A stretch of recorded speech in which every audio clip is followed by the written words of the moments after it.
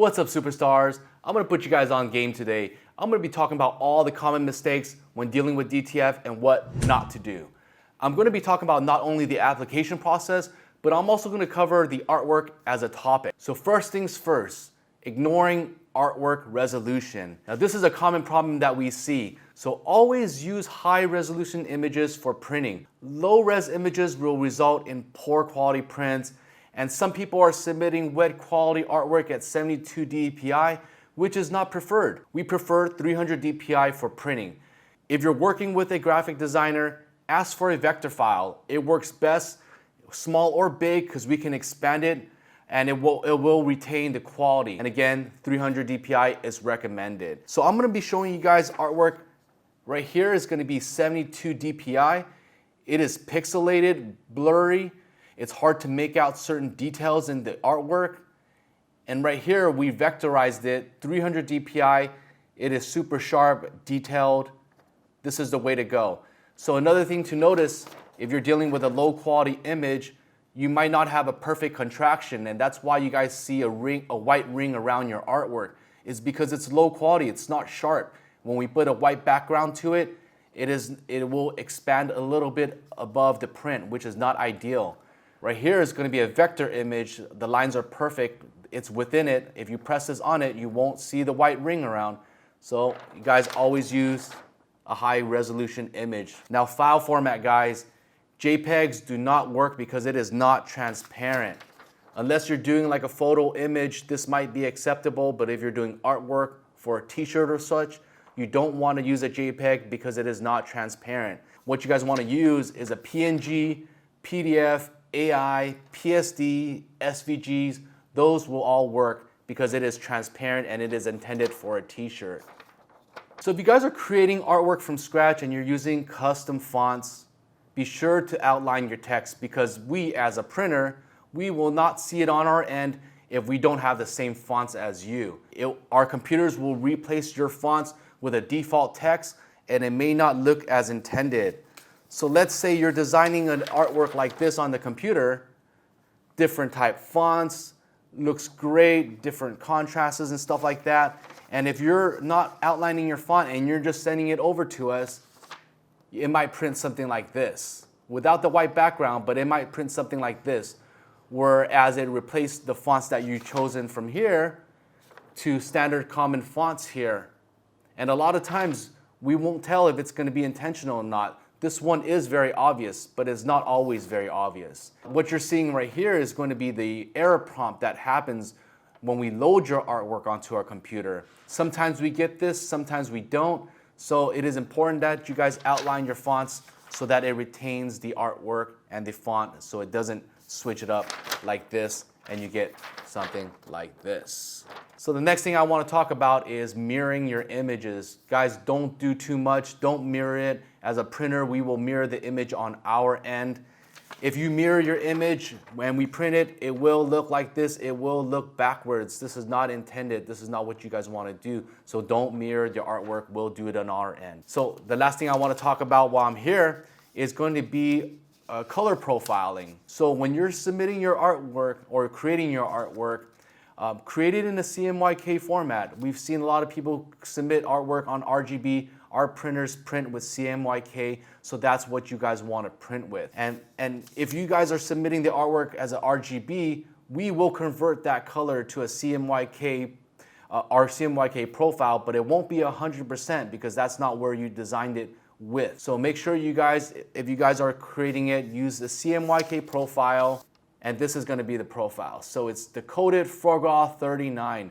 This is the profile that we use to print.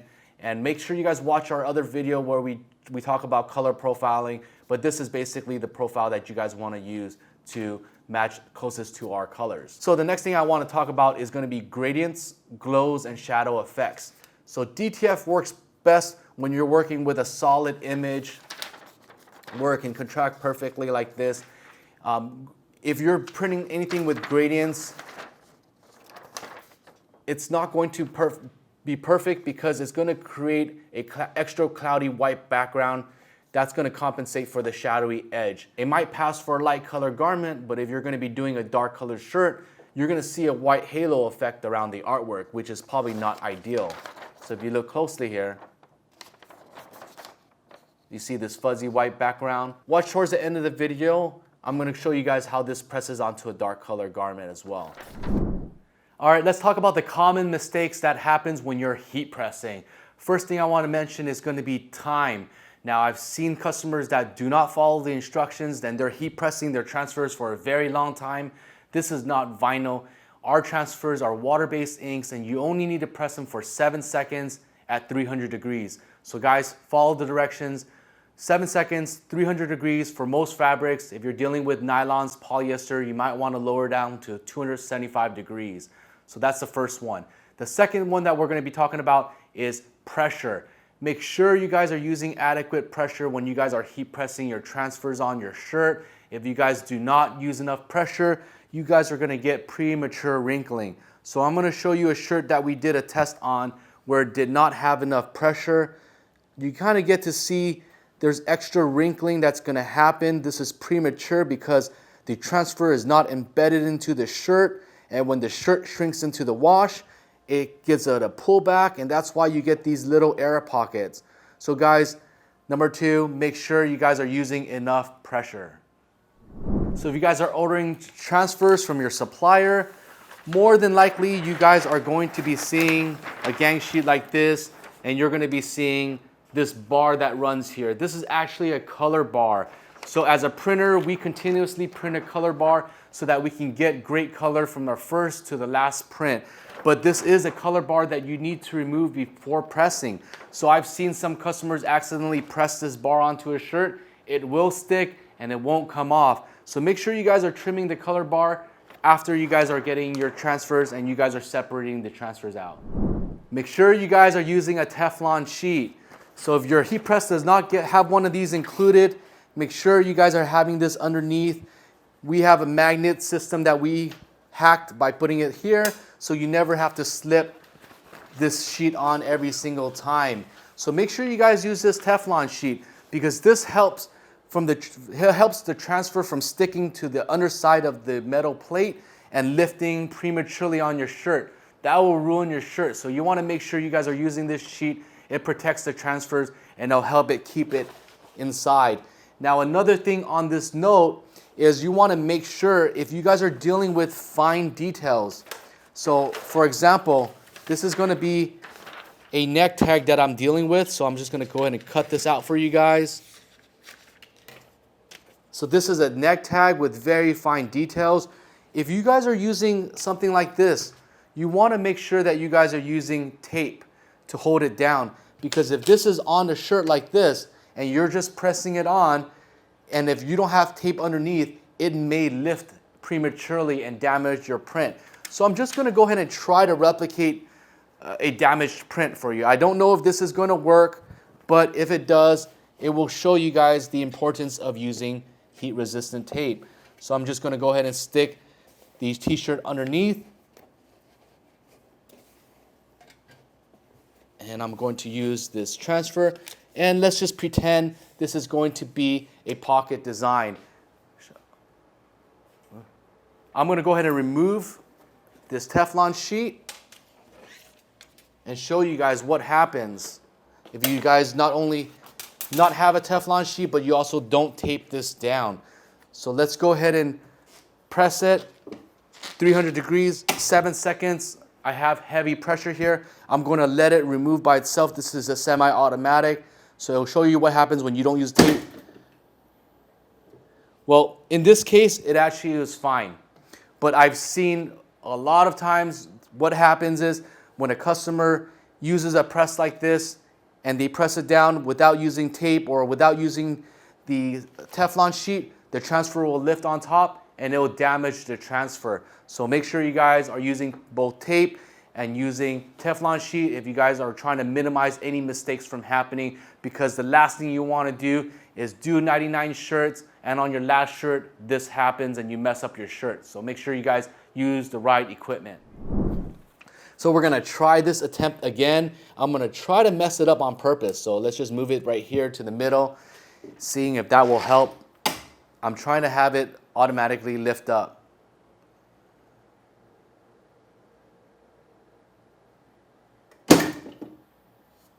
Okay, so it stayed on. It didn't lift up. I've seen it happen before, guys. I just can't replicate it to show you guys that. But I want to at least point this out because I've seen, again, people mess up a lot of shirts. So take the steps that are necessary to avoid any shirts from messing up on your project. The next thing is a heat press pillow. You want to use a heat press pillow for various reasons. One of the reasons that you want to do it is if you're going to work on the back of a shirt. At any time when you have a collar, a seam, or anything that's not completely flat, if you guys are placing your transfer on here, even pre-pressing it like this, no pillow underneath, I'll show you guys the results of that.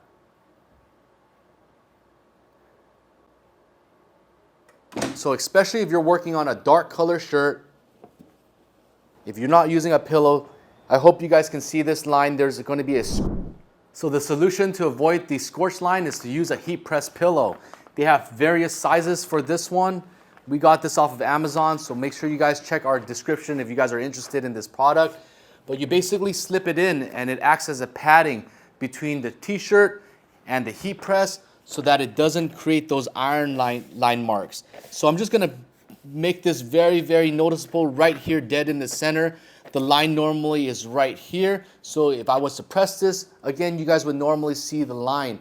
But we're gonna go ahead and show you guys what happens when you use a heat press pillow.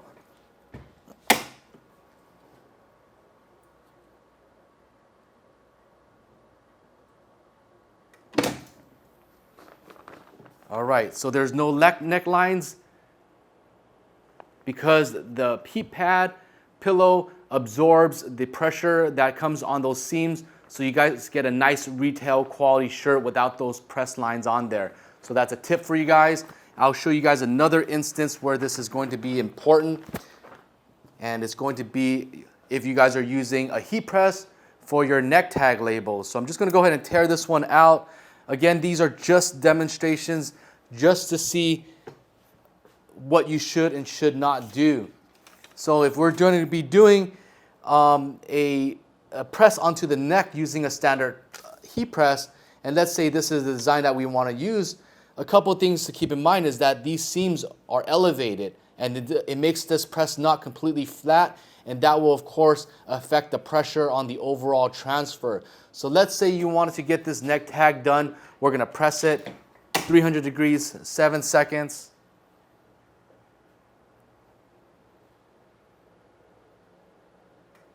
All right, I'm going to go ahead and leave this on the side right here.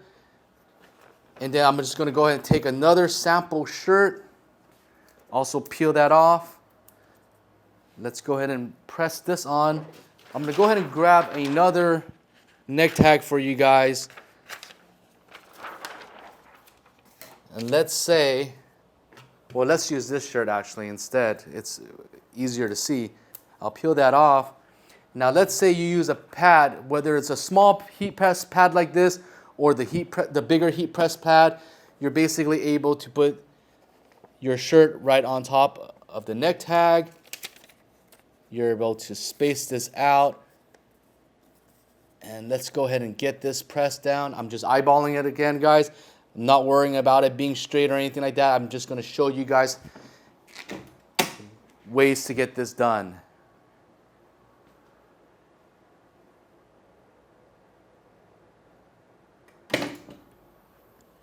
All right, let's go ahead and move this aside. Let that cool down for a bit. We're going to revisit this shirt.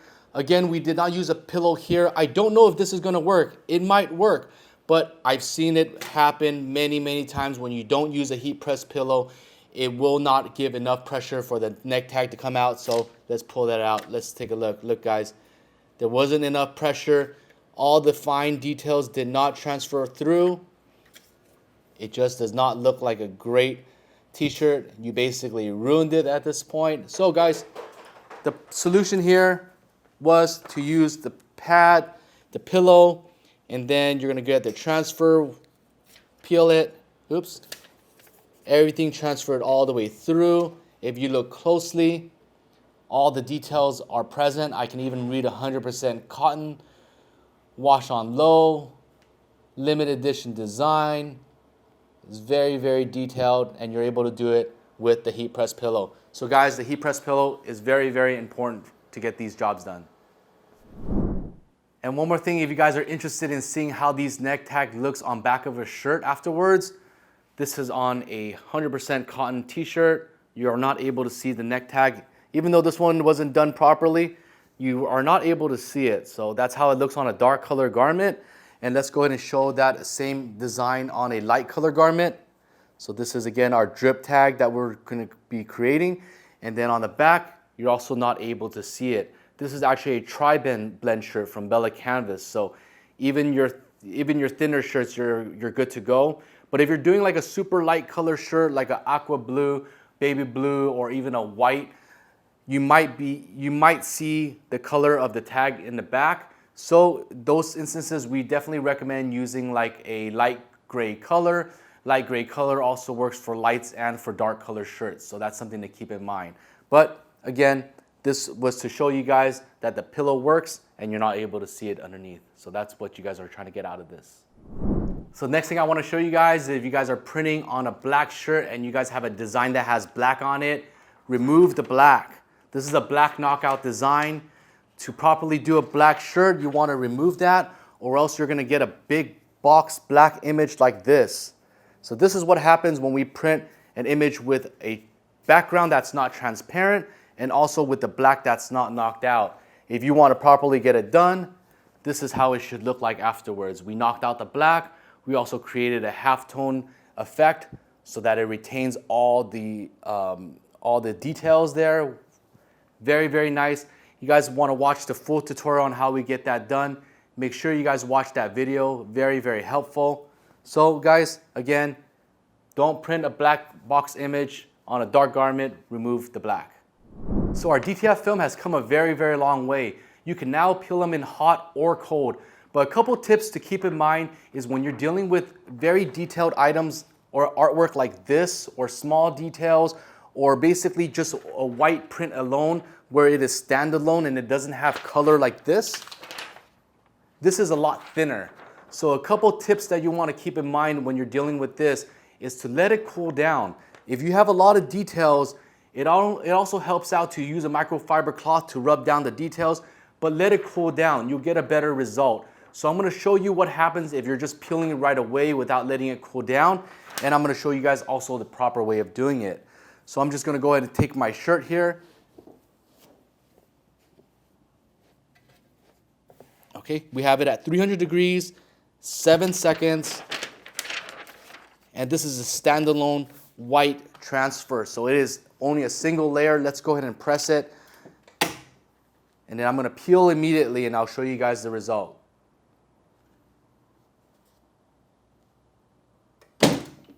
All right, grab this corner, peel. So in this instance, it worked, guys. If I look closely at it, there was no issues at all. The edges did not peel off.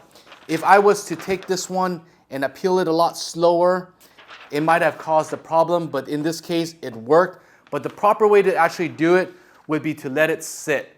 To let it sit for about 15 seconds afterwards and then peel and you'll get a better result. Or go ahead and peel and then you'll get a better result. But I'm going to show you this exact same motion again, but I'm going to peel slowly without confidence. And I'm going to see if that made a big difference or not. So let's try this again.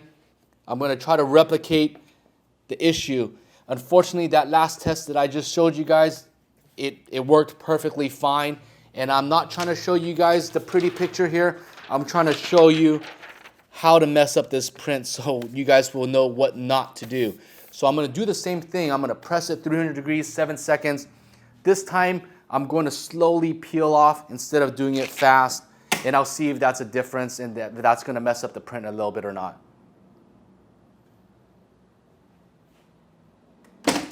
All right, let's go ahead and grab the corner and I'll peel. That was still fine.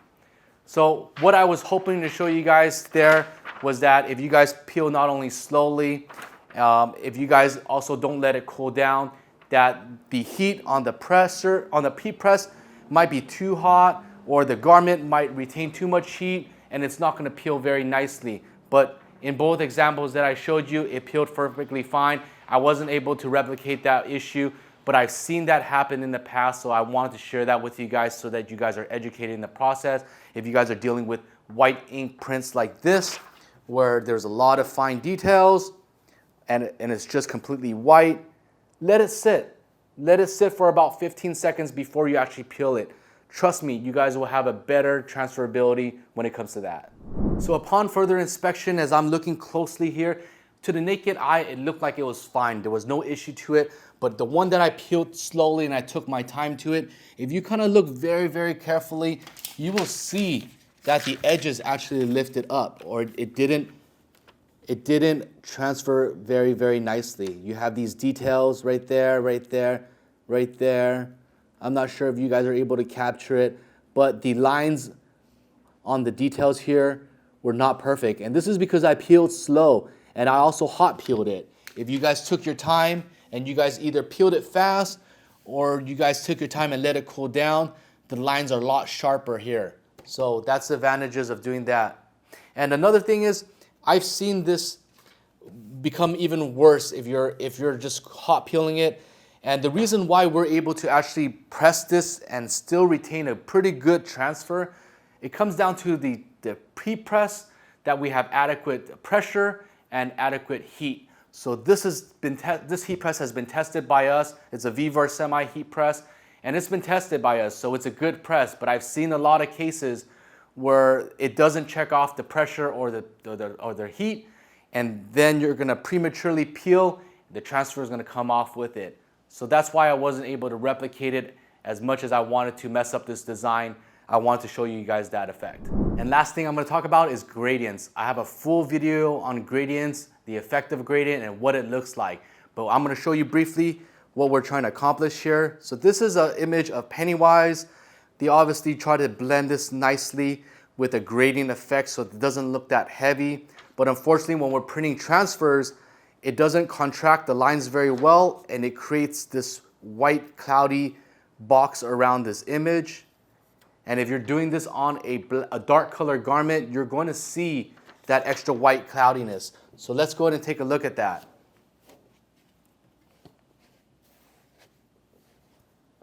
I'm just going to go ahead and grab the samples right in the middle. I'm going to go ahead and press it.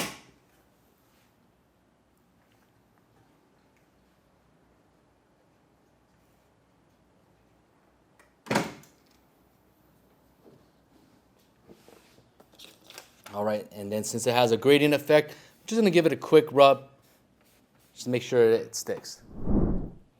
So this line is what I'm talking about. It was a gradient effect to it. Technically, it's supposed to be blended all dark, and you're not supposed to see this white cloudy box around it, but this is what happens when you have a gradient effect. You get this line. Now, if you're doing this on a light color garment, that's fine because it actually blends in with the white shirt. But you're doing it on a blue, on a black, on a dark color garment, you are going to see this white cloudy box here. And most of the time that's not ideal, or that's not intended for what the artist is trying to create in the first place. So last thing I want to talk about, guys, is going to be storage. So if you guys don't use your transfers right away, you guys have them in a roll, make sure you guys keep it in a dark and cool area. Don't put it in the sun, don't put it in the garage, put it in a nice, dark, cool area. And if you guys have silica packets like this to help moisture from building up, make sure you guys are using your silica packets. That's gonna help you retain your quality transfers for a very long time so that you guys can press it when you guys need it.